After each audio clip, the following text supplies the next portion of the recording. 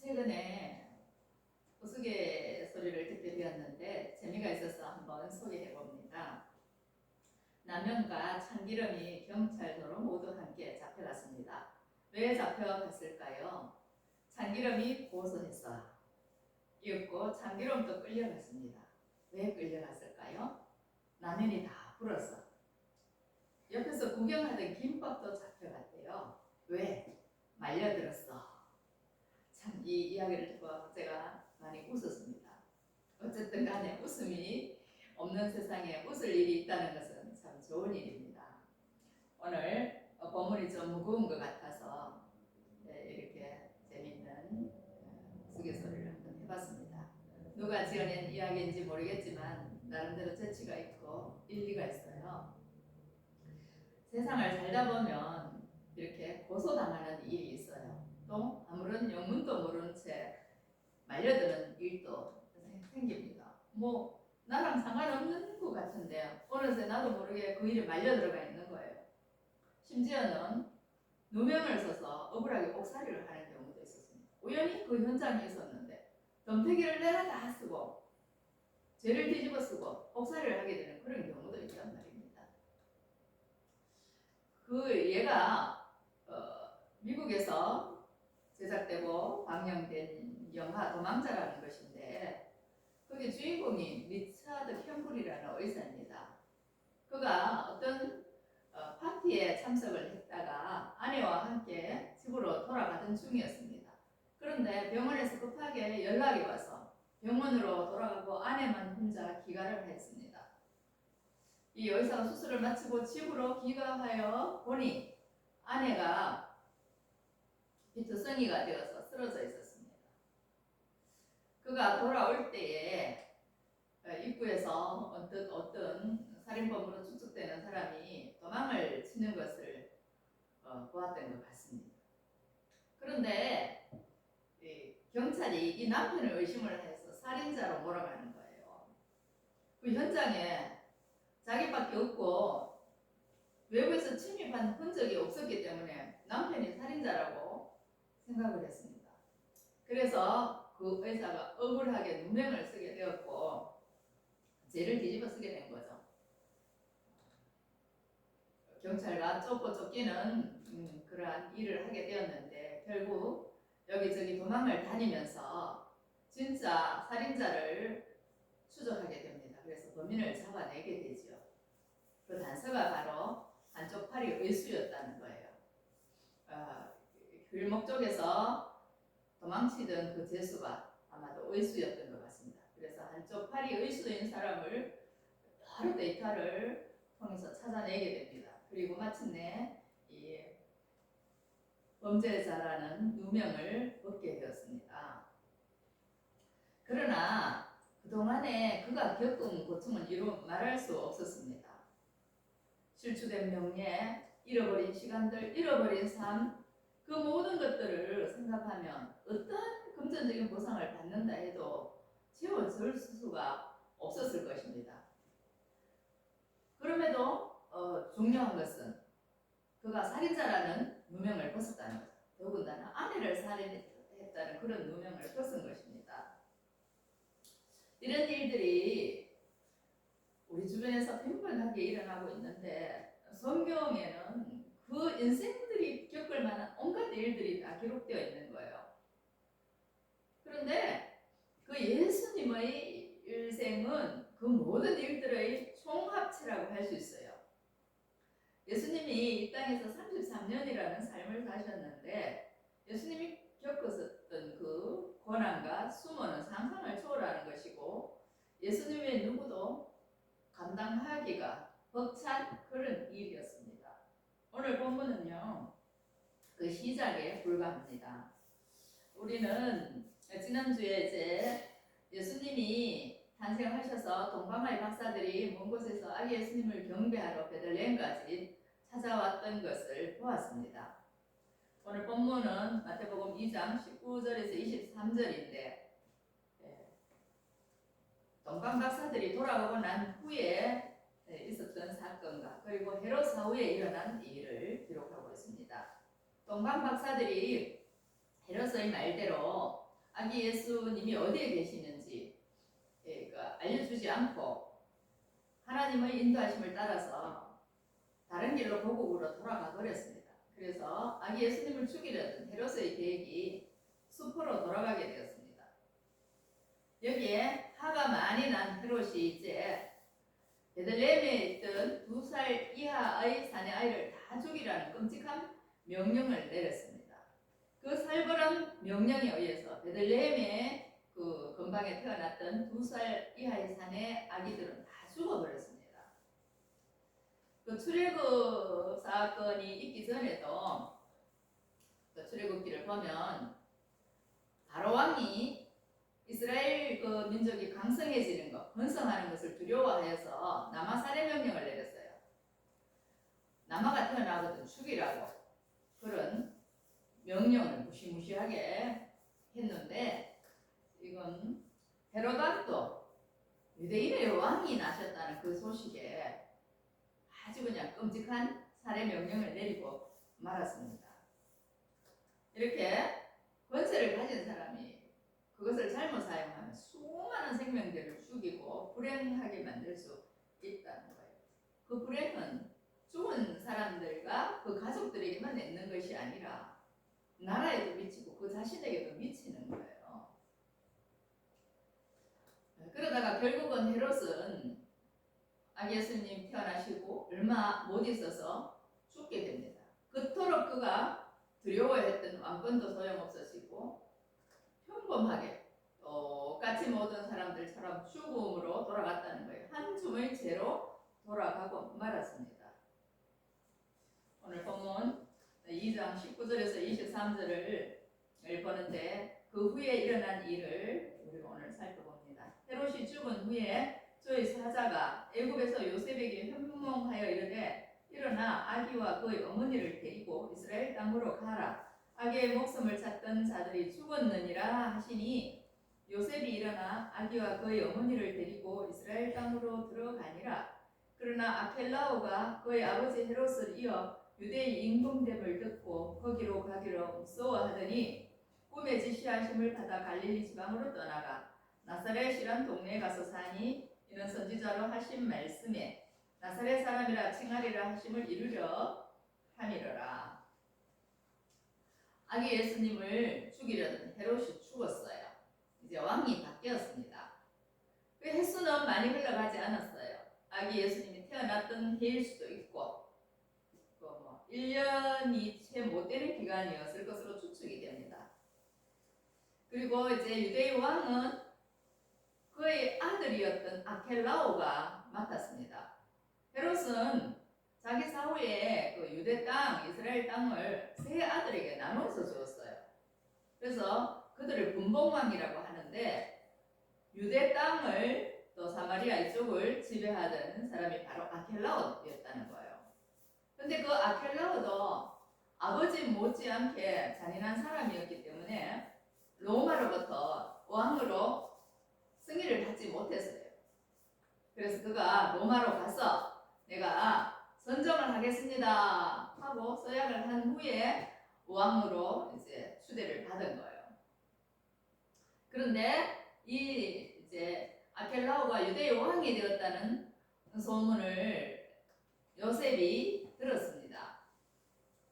그래서 고국으로 돌아가기를 무서워했어요. 하나님은요 주의 사자를 통해서 꿈으로 요셉에게 다 지시해 주셨어요. 애굽으로 피난을 갈 때에도 지금 헤롯이 아기를 죽이려고 하니 애굽으로 마리아를 데리고 피난 가라 이렇게 알려주셨고 지금 헤롯이 죽은 후에도 주의 사자를 요셉의 꿈에 보내셔서 이렇게 알려주고 계시는 거예요. 이제 헤롯이 죽었으니까 이스라엘 땅으로 돌아가라 말씀하는 거예요. 아기 예수님은 유대인으로 이 땅에 오셨고 유대인으로 또 그 땅에서 사셨습니다. 그래서 애굽으로 피난 가신 것 외에는 늘 그 땅에 사셨고 공생애 동안에 복음을 전할 때 외에는 유대 지경을 벗어나지 않으셨습니다. 그렇게 이제 예수님이 베들레헴 아니죠.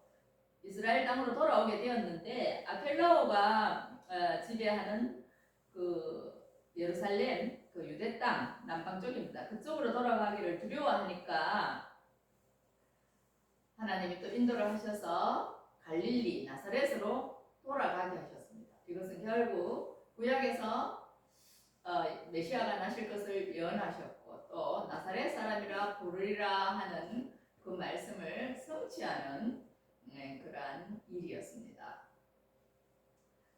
그런데 여기 오늘 본문을 보면은요, 헤롯뿐만 아니라 요셉도 그렇고 모든 인간이 공통적으로 느끼는 감정이 있는데 그 감정 중의 하나가 두려움이라는 거예요. 헤롯이 아기 예수님을 그토록 싫어하고 또 자신의 왕권에 위협이 되는 존재로 생각했던 것은 아기 예수님이 자기의 왕자를 빼앗을까 하는 두려움이 있었기 때문입니다.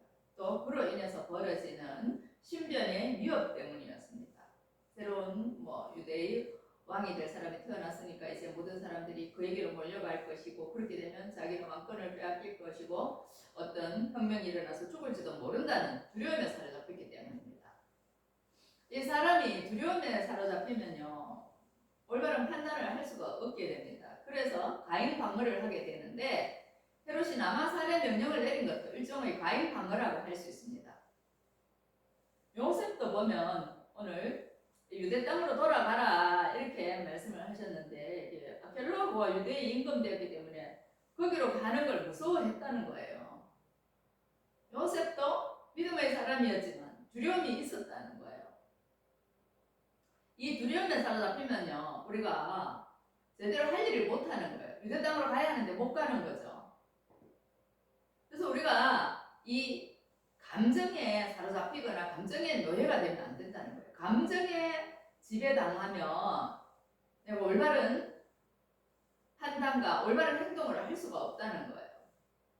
그래서 우리가 이 감정에 지배되고 감정의 노예가 되는 것이 아니라 하나님의 말씀에 지배당하고 성령의 인도함을 받는 인생이 되어야 한다는 것을 오늘 본문을 통해서 알 수 있습니다. 그렇게 요셉이 두려워할 때에 이제 꿈에 또 지시하심을 받죠. 갈릴리 지방으로 가서 사니 이제 거기가 바로 나사렛 동네라는 거예요. 이 선지자가 한 말이 그대로 이루어졌다는 거예요. 성경은요 구약에서 예언하신 것 그대로 이루어지고요. 또 성경이 성경을 해석한다고 다 해석이 되게끔 되어 있습니다. 이 헤롯을 보면요 한 나라의 왕이지만요 그가 얼마나 두려워하는 게 많은가를 알 수 있는 거예요. 예수님이 유대인의 왕으로 태어났다 한들 아직 빚더미인데 그게 무슨 그렇게 큰 두려움의 대상이 되었겠습니까마는 헤롯은 그것을 두려워하는 거예요. 지금은 아니라 할지라도 장차 위협이 될 요소를 미리 없애버리고자 한 거죠. 이런 것들을 가리켜서 우리가 사전에 예방 대책을 세운다고 할 수도 있지만 가인 방어라고도 할 수 있는 거예요. 사극을 보면은 여러 비들이 있다가 왕자들이 태어나면은 극도로 경계하고 어떻게 해서든지 자기 몸에서 태어나지 않은 왕자를 해치려는 모습을 볼 수 있는데 일종의 그런 위기의식 같은 것입니다. 이 요셉도 그런 위기의식이 있었는데 내가 돌아갔다가 죽을까 어떤 핍박을 받을까 갇힐까 하는 두려움이 있는 거예요. 그런데 그 두려움을 피해갈 수 있도록 주님께서 다른 길을 열어주셨습니다. 그래서 갈릴리로 돌아가게 되었고 나사렛에서 사시게 되었습니다. 그렇다면 우리가 이 두려움이라는 감정을 어떻게 이제 처리를 해야 하는가 하는 것인데 요한일서 4장 18절에 이렇게 말씀합니다. 사랑 안에 두려움이 없고 온전한 사랑이 두려움을 내쫓나니 두려움에는 형벌이 있습니다. 두려워하는 자는 사랑 안에서 온전히 이루지 못하였느니라 라고 말씀합니다. 사랑 안에 두려움이 없다고 말씀하세요. 그리고 온전한 사랑이 두려움을 내쫓는다고 말씀해요. 두려움에는 형벌이 있다. 참 이게 너무나도 귀한 말씀인데 우리가 온전한 사랑에 이르면 그 힘으로 죽음을 압도할 수 있고 두려움을 이길 수 있다는 거예요. 예수님의 십자가의 죽으심이 바로 그런 경우입니다. 예수님도 십자가의 죽으심을 앞두고 땀방울이 핏방울이 되도록 기도하시고 고민하시고 그렇게 하셨는데 결국은 인류를 구원하시겠다는 그 사랑, 우리를 향하신 놀라운 그 사랑이 십자가를 지시게끔 하셨죠. 물론 뭐 빌라도나 정치 세력들이 또 종교 지도자들이 예수님을 죽이기 위하여서 서로 요즘 말로 회복을 하였지만 예수님은 얼마든지 그 십자가에서 내려오실 수가 있었습니다. 그러나 기꺼이 죽으신 것은 우리를 구원하시기 위해서였습니다. 그 사랑이 모든 두려움도 죽음도 이기게 한 것이죠. 사도 바울 역시 그 사랑의 실체이신 예수님 안에 있었기 때문에 모든 두려움을 이겼어요. 소위 사도 바울의 고생일 목록이라 불리는 고린도후서 11장 24절에서 27절 말씀을 보면 이렇습니다.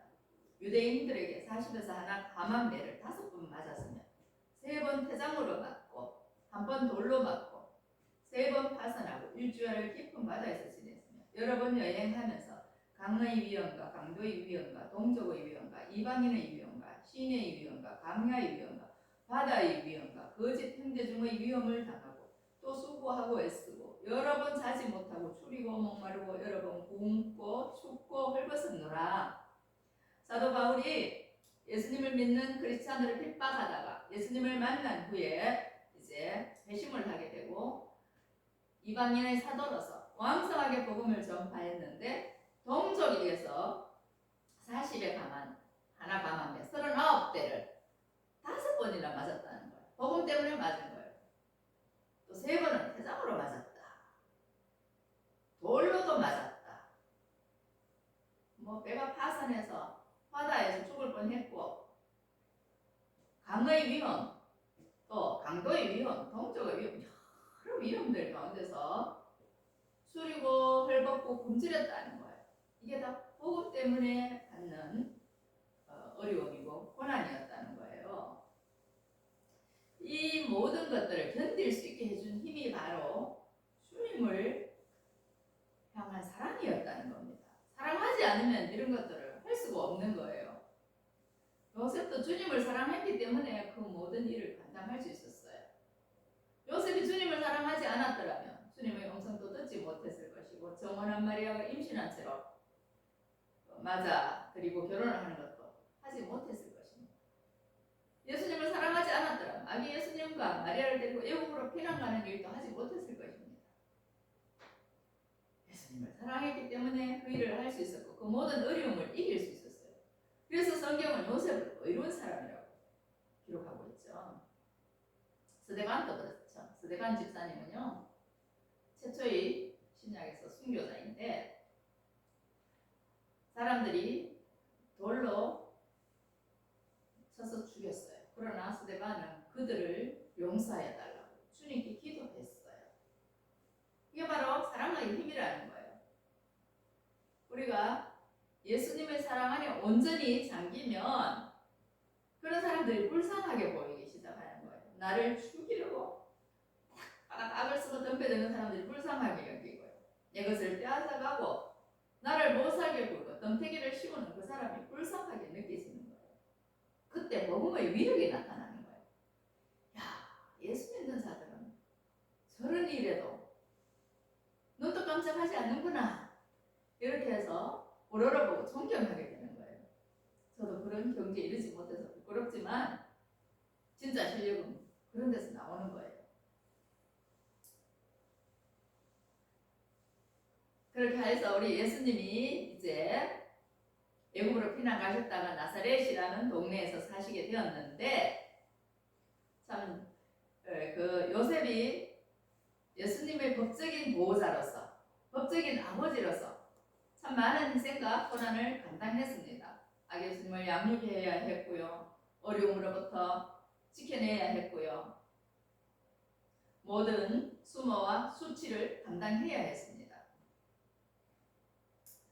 예수님이 나사렛에서 사셨기 때문에 항상 나사렛 예수라는 호칭이 붙어 다니는데 나사렛은 갈릴리 근처에 변방이기 때문에 구약에서는 그렇게 나타나지 않은 지명이에요. 그 정도로 소외된 곳이었습니다. 그러나 예수님께서 이곳에 사심으로 이략 유명한 곳이 되었습니다. 마태복음 4장 15절에서 16절은 이렇게 기록해요. 스불론 땅과 납달리 땅과 요단강 저편 해변 길과 이방의 갈릴리여 흑암에 앉은 백성이 큰 빛을 보았고 사망의 땅과 그늘에 앉은 자들에게 빛이 비추었도다 하였느니라. 그럼 마태가 이제 갈릴리 쪽에 있는 그 땅, 스불론 땅, 납달리 땅, 이거는 뭐 나사렛하고 가까운 곳이니까 예수님이 이곳에 사심으로 말미암아서 흑암에 앉은 백성들이 큰 빛을 보았다는 거예요. 그리고 사망의 땅과 그늘에 앉은 자들에게 빛이 비추었다 이렇게 기록하고 있어요. 이것은 이사야서의 말씀을 인용한 것이기도 한데 이사야서 9장 1절은 이렇게 기록해요. 전에 고통받던 자들에게는 흑암이 없으리로다. 옛적에는 여호와께서 스불론 땅과 납달리 땅이 멸시를 당하게 하셨더니 후에는 해변길과 요단 저쪽 이방의 갈릴리를 영화롭게 하셨느니라. 멸시받고 천대받던 그 북쪽 땅 갈릴리 그쪽 변방 지역들이 이제 예수님께서 그곳에 가심으로 인해서 영화롭게 되었다 하는 말씀을 하고 계십니다. 우리 어둡고 정말 후미진 곳에 예수님이라는 분이 오시면 우리 인생이 빛이 나는 거예요. 영화롭게 되기 시작하는 거예요. 저도 죄 많고 허물 많은 인생이었지만 예수님을 만나서 거듭났습니다. 중생이라는 것을 경험하게 되는 거예요. 제 영혼이 캄캄하였고 어두운 가운데 있었지만 또 죄 가운데 있었지만 예수 그리스도라는 빛을 만나서 구원을 받았고 또 영생이라는 길에 서게 되었습니다. 이것이 얼마나 큰 축복인지 모릅니다. 이렇게 예수 그리스도와 함께하는 자들에게는 이런 은혜가 따라오는 거예요. 어둠에서 빛으로 죽음에서 생명으로 옮겨지는 겁니다. 그러나 그만큼 또 예수님과 동행하는 길에는 고난도 있다는 거예요. 요셉을 봐도 그렇고 사도 바울을 봐도 그렇고 그렇습니다. 왜냐하면 예수님은요 죽으신 후에 영광을 받으셨거든요. 고난 뒤에 영광이 있는 것이지 우리는 고난은 피해가고 영광만 받으려고 합니다. 그것이 문제입니다. 아버지 요셉은요 아기 예수님을 정말 몸으로 낳지 않으셨어요. 마음으로 낳으셨어요. 법적인 아버지지만 정말 최선을 다해서 아기 예수님을 보호하시고 기르시고 이렇게 사명을 잘 감당하시도록 하셨습니다. 이것이 바로 믿음의 사람들이 하는 일인 거예요. 내 것을 희생하고 수고하고 감내하면서 하나님의 일에 힘쓰는 사람이 바로 하나님의 사람이라는 거예요.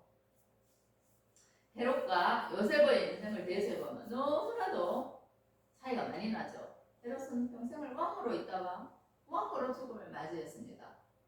그 인생이 영화롭다고 말하는 사람도 많겠죠. 한 나라의 왕으로 살았으니까. 그러나 그는 죽어서 한정 흙으로 돌아갔습니다. 그리고 그것으로 그의 모든 영화는 끝이 나고 물론 뭐 역사의 기록에는 남아있겠죠. 새로운 시대가 열렸습니다. 그러나 아기 예수님은 이제 자라서 정말 전 세계를 구원하실 왕으로서 예수님 없이는 역사를 말할 수 없는 그러한 존재로 부각이 되셨고 다시 원래 있던 자리로 승천하셨습니다. 그리고 그 예수님을 돌보시고 지키셨던 요셉은 가난하게 살았지만 멸시 전대 속에서 살았지만 대대로 성경에 기록되고 의인이라고 칭함을 받고 하나님 앞에서 인정받고 영생을 소유하는 복된 인생이 되었습니다. 우리에게는 늘 이런 갈등이 있죠. 이제 나는 헤롯처럼 살 것인가 요셉처럼 살 것인가. 주님의 일을 하다가 핍박받고 옥에 갇히고 여러 어려움을 겪고 그렇게 살다가 생명의 나라로 갈 것인가? 아니면 헤롯처럼 큰소리치고 억압하고 착취하고 화롭게 살다가 어둠의 나라로 갈 것인가? 이 두 가지 선택의 기로에서 우리는 늘 갈등을 하죠. 우리는 현실적으로 좀 더 쉽고 안전하고 편한 길로 가고 싶어 합니다. 그런 욕망이 우리 속에서 날마다 들끓고 있죠. 야, 예수님 따라가는 것은 너무 힘들어. 손해가 너무 많이 나. 또 귀찮기도 해. 내 시간도 내놓아야 하고 물질도 내놓아야 하고 마음도 몸도 들여야 되고 그런 거예요. 우리가 이 땅에 살아가면서 국가에 납부하는 세금, 국가에 봉사하는 그 병력의 의무 이런 것들은 당연시 여기는데 하나님 나라를 위해서 일하는 거 부수적으로 생각한다는 거예요. 해도 되고 안 해도 되는 일 혹은 아무 쓰잘데기 없는 일 이렇게 생각할 수가 있다는 거예요. 그러나 그렇지 않다는 거예요.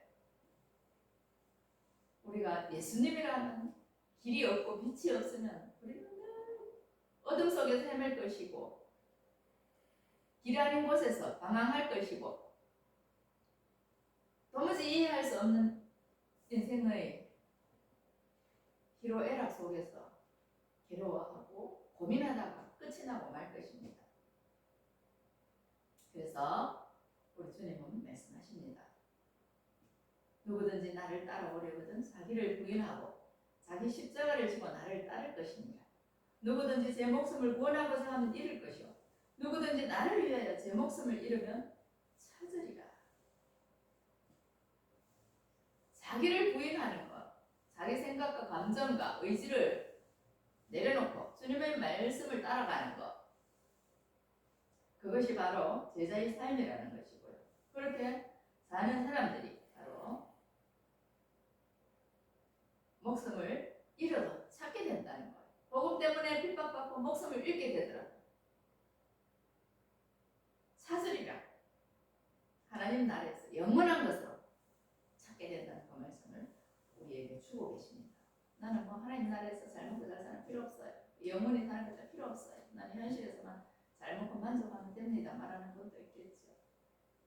예수님이 내 안에 들어오시면요. 갈등도, 불안도, 염려도, 근심도, 걱정도 정말 절반의 절반으로 사라집니다. 내일 죽어도 나는 천국 가니까 괜찮고 뭐 먹을 것이 없어도 주님이 주실 테니 괜찮고 염려, 근심, 걱정 일단 그런 것들이 아무튼 완전히 사라진다고는 할 수 없지만 절반의 절반으로 사라진다고 그렇게 말씀드릴 수 있습니다. 때로는요 성령 충만하고 말씀 충만하고 은혜가 충만하면요 아무런 근심, 걱정, 염려도 생기지 않을 때도 있어요. 저와 여러분이 그렇게 살아갈 수 있기를 축복합니다. 기도하겠습니다.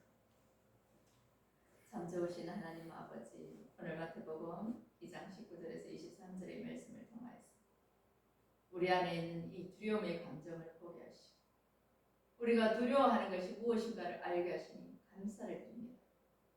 어느 어깨는 우리 안에 있는 이 두려움들 주 안에서 해결받기를 원합니다. 죽음에 대한 두려움, 핍박에 대한 두려움, 명예를 잃을까 두려워하는 마음, 권세를 잃을까 두려워하는 마음, 물질을 잃을까 두려워하는 마음, 건강을 잃을까 두려워하는 마음, 사방팔방에서 우리를 옥죄고 압도하는 이 두려움에서 해방되게 하여 주시고 주님의 사랑 안에서 온전히 두려움을 내어쫓게 하시고 평안을 얻게 하여 주시옵소서. 또한 우리가 주님의 말씀에 순종하고 따라가는 자들이 되게 하여 주시옵소서. 나의 생각과 나의 자아를 부인하고 주님께서 인도하시는 대로 따라갈 때에 그것이 곧 내가 사는 길이요 진리의 길이란 생명의 길이라는 것을 알게 하여 주시옵소서. 그래 주님 한 분만으로 만족한 인생이 되게 하시고 주께 쓰임 받는 것이 최고로 가치 있고 복된 일이라는 것을 알게 하여 주시옵소서. 오늘도 우리와 함께 하시는 주님을 찬양합니다. 이렇게 살아가는 우리 성도님들, 또한 우리의 신교회를 위해서 중보하시는 분들, 성교에 동참하시는 모든 분들 함께 복을 받게 하시고 끝내 승리하게 하여 주시옵소서. 우리 주 예수 그리스도 이름으로 간절히 기도합니다.